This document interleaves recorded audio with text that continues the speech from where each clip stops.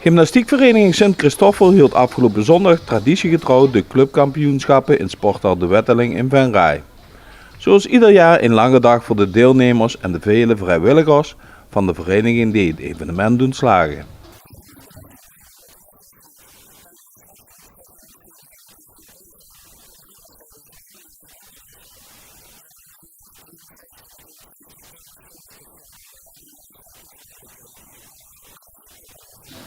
Malu Bos in de dameswedstrijdgroep en Karsten Chi in de herenwedstrijdgroep zijn de nieuwe clubkampioenen.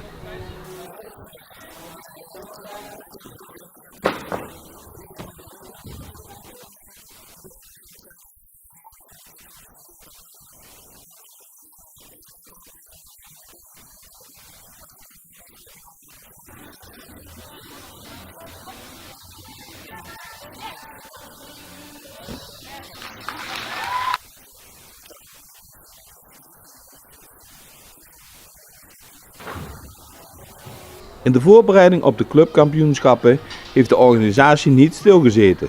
De leiding en vrijwilligers zijn ruim 6 weken bezig geweest om de titelstrijd gladjes te doen verlopen.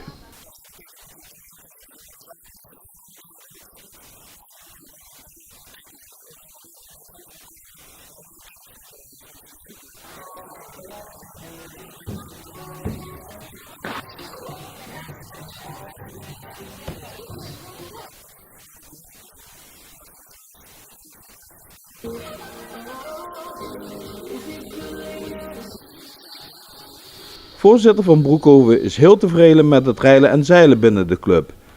Met 700 leden behoort Christoffel tot de grootste sportverenigingen in de gemeente Venray.